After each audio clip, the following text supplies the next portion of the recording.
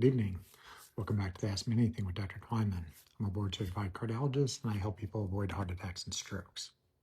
I work in St. Louis, Missouri at my practice, Apollo Cardiology, where my amazing team helps people from all over the country and the world reduce their risk through lifestyle interventions, optimizing their medications, using pharmacogenomics to pick the right medications for people when needed, and supplements when you've kind of fill in the gaps on certain advanced labs if there's deficiencies that you can improve with lifestyle alone. So helping people from all over the world is very rewarding, but I also enjoy educating. So that's why I do these Instagram lives every Monday, 6 p.m. Been doing these for the past 5 to 6 years. And I also have a school community where I do more deep dives, do case studies. I'm very big into playing around with these different AI tools and how they can help my patients. So anything I'm learning in the AI world, it's shared in my school community. So it's drtwyman.com/school, or it's in the my Instagram bio. There's a link to get to the school community. There's a free 7-day trial if people are interested. Right now, working on some exciting things, trying to figure out how to help more people screen their vascular health at home.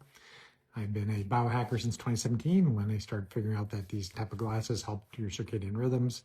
And I've had various wearables since the original Oura Ring, which looked like a giant mood ring, the Gen 3 Oura Ring, and now the 5. So see that they're definitely different diameters and a lot lighter. But the one reason I upgraded to the Oura 5, even though my sleep is excellent, is that they added another cardiovascular feature in it. With the Gen 3, they added VO2 max, which, in my opinion, is a worthless feature. It's not accurate at all. But the cardio age is decent. It's essentially a marker of how stiff your arteries are. I have a device in the office called the Max Pulse, which does that with a pulse oximeter. And we're looking at how quickly the blood goes into the finger, expands the arteries, snaps them back. The quicker that process happens, the healthier your arteries. So Oura has a feature that's looking at pulse wave velocity to calculate that. But with their Gen 5, they upgraded and now have a feature which is trying to compete against what Whoop has, looking at your blood pressure trends. It does not give you an actual blood pressure number like 120/80. It's going to ultimately tell you, your blood pressure is likely high. Go check with an arm cuff. So the nighttime blood pressures are starting to pull on this. I've only had the device a little over a week, so I think you got to wear it 2 weeks before you get a lot more of the data dialed in. But the nocturnal blood pressure is an extremely useful metric of vascular risk because most people only check their blood pressure during the day unless they've had access to a 24-hour ambulatory blood pressure monitor. But it's the dropping of your blood pressure 10 to 20% at night, which is beneficial. Because if your blood pressure doesn't drop at night, that high shear stress really increases the risk of damage to the lining of the arteries, the glycocalyx, and can increase the risk of stroke and heart attack. So hoping that this device is marginally directionally accurate. I may end up wearing a 24-hour monitor to see for sure. But right now, comparing it to my Helo Band. So the Helo Band, not yet available in the US. I'm not quite sure that the US version is going to allow 24-hour ambulatory monitoring. This is the European version. So I'm going to try to see, does this 24-hour monitor on my wrist correlate well with the ring? So I'll let you guys know here, but the school community is going to hear that first, and I'm going to give them access to my data there. So we'll jump into the questions that are submitted tonight, and then if there's people who are on live right now, if you drop your comments and questions, I'll try to answer those as well. So the first question tonight, does Telmisartan, which is an angiotensin receptor blocker, does it lower left ventricular hypertrophy growth due to blood pressure lowering or other mechanisms? Probably a combination. It is a well-tolerated blood pressure medication for many people. Again, it's the angiotensin receptor blocker, so it's blocking the receptor, where if you block that, you're going to decrease angiotensin 2, which is a potent vasoconstrictor. Think of nitric oxide and angiotensin 2 as seesaws, like when one's high, the other one's often low. So the goal is try to improve nitric oxide to dilate the arteries, and Telmisartan does help with that. Telmisartan also helps lower inflammation, and those things potentially help the hypertrophy or the thickening of the muscle progress.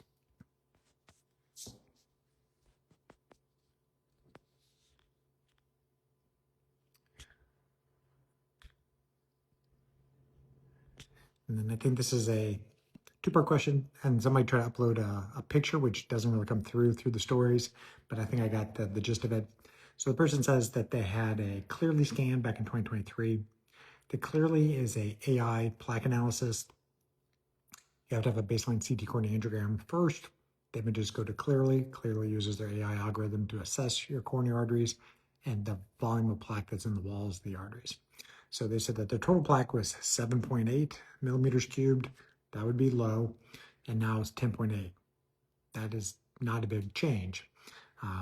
They're currently on 10 milligrams of ezetimibe, which is a cholesterol reabsorption inhibitor, and Arterisol, which is a glycocalyx promoter. The non-calcified plaque was 3.3 and now 9.9. So the non-calcified plaque is the softer plaque. The softer plaques, particularly if it's the low density plaque, those are the more inflamed plaques, and it's those plaques that are more likely to cause a heart attack or stroke. The calcified plaques are basically scars, and they're not going to do anything different. So it sounds like you got, some good things on board. Ezetimibe, helps lower lipoproteins, but where is your ApoB? If you're still gaining plaque, you may want to have a lower target ApoB. 55 is an aggressive target for people to see plaque regression. Oftentimes you need to add more than ezetimibe to be able to get to that range. You're on a glycocalyx promoter, but do you have optimal nitric oxide through testing? So blood pressure testing, pulse rate velocity testing, salivary nitric oxide. If you do, great, Arterisol is working, but may need to add more nitric oxide support. Doing advanced testing to look for oxidative stress and inflammation. If you have inflammation or metabolic disease, you're insulin resistant, treat that. But this is not a high risk finding to see this increase. The Cleerly is a very sensitive test. I don't want to say it overcalls things, but if the baseline CT angiogram was read as normal, I wouldn't be nearly as concerned about that. And then the last pre-submitted question tonight was, how do heat waves affect the heart? Well, it puts stress on the system when you have that. I used to be an internist in the military and took care of Marine recruits at Parris Island in July in South Carolina. And I saw a lot of heat strokes. So that is something that potentially could be fatal. Fortunately, when I was there, nobody died, but people had seizures and had rhabdomyolysis from it, death of their muscles. But it just is a stressor to the system. So this person says that they had 3 heart attacks during the past few years. Don't know if they occurred during times of overheating, but the heat waves just are a vascular stressor.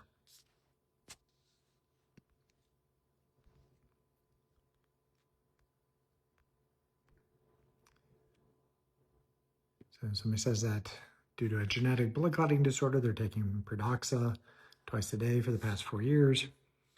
And they said they're otherwise healthy.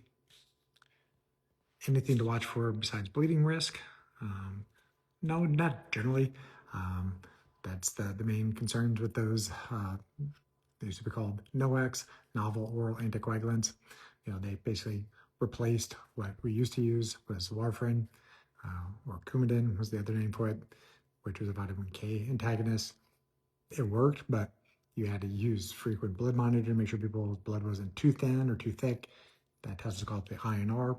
When Xarelto, Predoxa, and Eliquis came out, warfarin kind of faded because of the ease of use of using these new agents. They're generally, better tolerated by patients, and yes, bleeding risk is the main concern.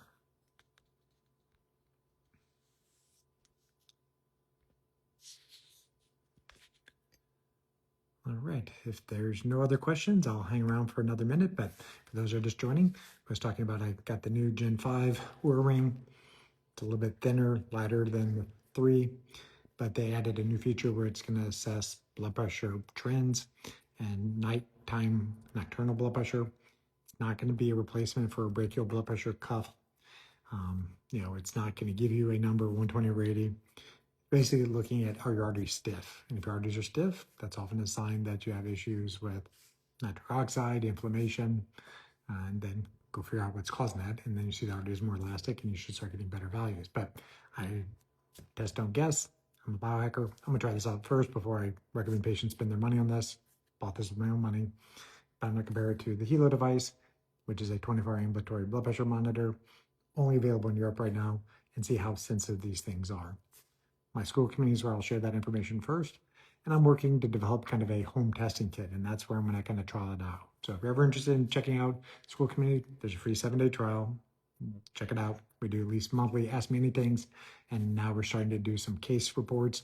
I spent an hour going through somebody's genetics their labs, their imaging, their lifestyle, all their exercise, nutrition, stress management, sleep, all the things that are extremely important for your vascular health. I went through it so people understand kind of my framework. So I see one other question, I'll answer that, and then I'll let you guys go for the evening. So the question was, can you take vitamin K and vitamin D with Padoxa?